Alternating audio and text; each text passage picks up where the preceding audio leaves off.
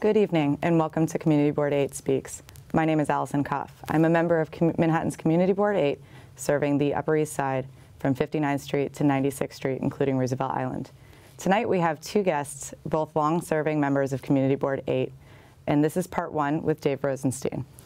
Dave has been a member of Community Board 8 for 30 years. He started getting involved trying to save Rupert Park and is now the co-chair of the Communications Committee. Welcome, Dave. Thank you.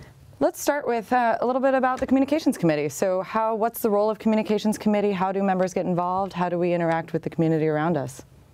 Well, unlike most committees that have regular monthly meetings or hearings, our committee is really a back office. It's a service committee that serves the board. So we have two primary functions. One is the CB8 Speaks, which is a show that began in the early 90s, went into a hiatus, then we picked it up again, and we're trained here at Manhattan Neighborhood Networks on how to use the equipment, gradually graduated to this studio, which is much more sophisticated, and I have no clue on how to use the production side of it. The other side of the committee's work is related to news coverage of the Upper East Side, and that's something that we do for board members. We do a report, committee report once a month, which is made available to board members, covering the news from various media sources. Because we're public officials, we can make those stories available to other public officials, but not to the general public. So that's not something that that we can, simply put out, because that would be a copyright violation.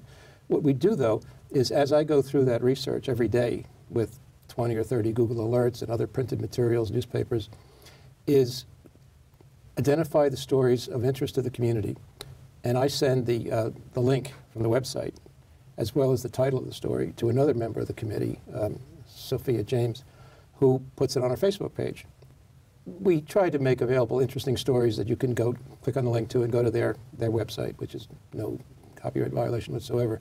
We also support the, there's 4 large-scale street fairs, 2 in the spring, 2 in the fall, and the community board has a booth there to kind of talk to the public, and we've taken that on as a mission to make sure that it happens and push board members to come and give 2 hours of their time for that. From time to time, we have had actual meetings with notices to the public, very few of them. One was related to the city was very, very slow in signing its contract with the cable companies. So Time Warner, Comcast, Fios, they were all dragging their feet, and this particular institution, Manhattan Neighborhood Networks, which is funded by contributions from all of the cable companies to provide public access television, was using really rickety equipment. It was breaking down, and when they told us about it, we thought, well, we're only one community board, but we'll hold a hearing, we'll bring people in, ask them what's going on, how it can be accelerated so this contract will be signed, the money will start flowing again here. And actually, we made a difference. So that was one. Another time we had an issue with our website. We needed to change the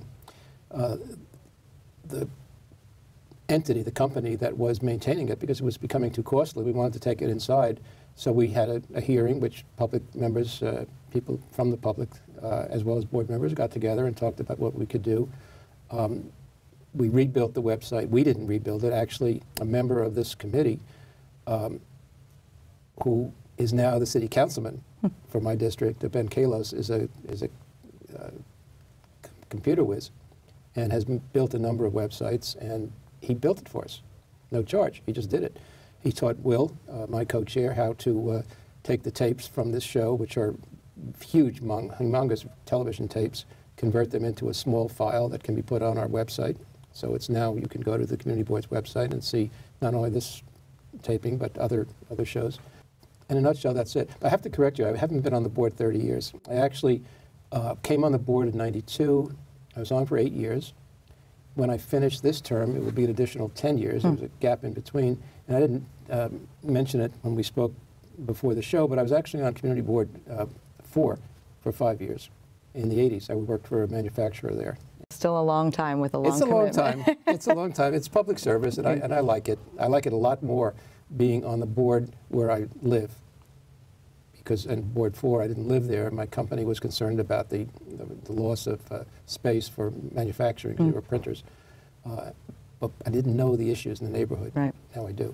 Right. What's caused you to stay on the board for so long? Is it that you live here and that the issues are more tied to what you're doing on your day-to-day basis? It is. It's also because I've been on the Upper East Side for 50 years, and it's my community. My heart is in the West Side, but I haven't been there since I was a teenager. I know the city. I care about the city. I was trained as a journalist, and I have that kind of a mind that's interested in details and how things work. I like being part of the solution rather than the problem, as we said back in the 60s. And I've seen little things change as a result of what I've been able to accomplish, and that's a really good feeling. Sure. And I have a lot of tolerance for frustration for long meetings. Well, that's good. You're a PR professional, so what sort of PR methods has the Communications Committee used and maybe not utilized, have changed over the years? And what could we be doing better to communicate to the public what we're talking about and what we're working on as a community board? Well, it's a delicate dance, because the policy of this and other community boards is that the only person that speaks for the community board is the board's chair. So as a PR person, when I was representing clients, I would very often end up being quoted because I was trying to tell their story. In our case, it's more a matter of building relationships with journalists so that when there's something interesting that's coming up, if I call them or email them, they'll return my call or email, and I can tell them, you know, we're having a meeting on the future of 2nd Avenue. Somebody from the Borough President's office is coming in to talk about what might be done in relating to zoning to try to save small businesses as the towers begin to go up and the walk-ups come down. And a reporter will show up. So it's that kind of relationship building. Sure, that makes sense. We have a pretty diverse community on CB8, and our neighbors are everything from an aging population to a very young population. Does that present a challenge when we're trying to communicate? You know, things like saving small businesses may be appealing to a certain population, but maybe not another. Affordable housing may be incredibly important to certain people. How do we communicate on a whole the gamut of things that we're doing? It's a good question. We don't put out press releases saying we have done such and such. Right. The press releases really kind of died out in the current media market. Our website is a tool. Having resolutions that make sense and are of interest to the journalists who attend our board meetings matters. If we're voting without explaining why we're doing something, a journalist isn't going to see a reason to report that. The biggest problem we have is not so much communicating what we've done as telling people what we're going to do. And that's what we call posting. Posting has always been a problem. We actually go out, the board office as well as board members go out and put notices on lampposts and street furniture. Nobody else can do that, but because we're a government agency, we can. Saying that a hearing is going to be held on such and such. We do very large-scale email blasts, but a lot of people don't know the community board exists, and they couldn't care less. They don't really think about their city, how it functions, and how they could be involved until there's a notice about a drug treatment program opening up on 60th Street, and then people immediately pass it around to each other. They come to the meeting, they complain, we didn't know. I actually heard one woman at a meeting say, well, I did see something on a lamppost, but I don't read lampposts. Well, our budget is very small. We're a city agency. We have enough to pay the rent on the office, to pay for 3 or 4 employees, to do some mailing, to maintain a very sophisticated website that has a humongous number of documents of the things that we're hearing. But we can't send certified letters to every building. Right. It's always going to be a challenge.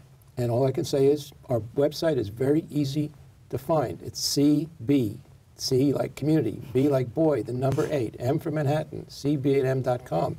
It's not hard to remember. Right. Look at it. If you put your email address on the little box on the main page that says sign up, you will not get junk. You will not get advertising. You won't get anything that's not government information. Sure. Do it. Don't come and complain to us that you don't know what's going on when we make it available. Sure. And I think you said a really good point that people don't even know what community board is, that it exists, what it deals with. Are there ways we can be more technologically advanced? We just formed a new technology committee.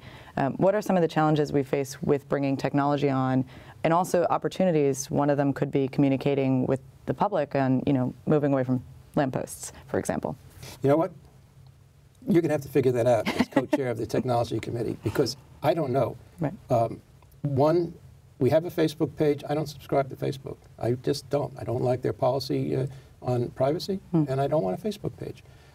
But it's a very widely used. I set with my co-chair and the then chair of the board a very clear policy that anything we do online, anything we do on Facebook or Twitter or other social media must be available to every board member and everybody in the public elsewhere, because I don't want a two-tier system where some people are technologically connected and others are not, and the people who are know more than the people who aren't. Right. So I think it's a very important distinction.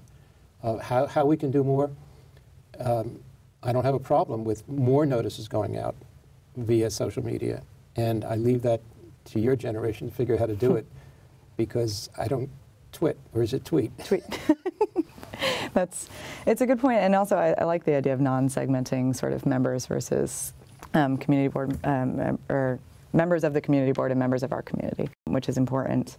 I would say last question, what big changes are on the horizon, if any, on communications, or what could we be doing? I don't see big changes in communications. I think we're doing as much as we can with the resources we have. Some of the issues that sort of overlap the two committees, and Gail Brewer's office and Ben Kalos, our city council member, along with Dan Garodnick, are all interested in finding a way to get community board meetings and committee meetings on the web. That's a huge challenge because of the cost and the staffing and the facilities. If we have a regular meeting place, we can wire it. But if we're, as we are, we have to beg, borrow, and not steal, but get people to give us space for our committee meetings. They're not regular, they're not wired, they're not consistent. How are we going to find a way to do that? I don't know the answer, but I know the borough president feels very strongly this is important, and I do too. Great. Well, thanks, Dave. That concludes our segment 1, and we'll be back right after this with part 2 with our co-chair of the Communications Committee, Will Sanchez. Thank you.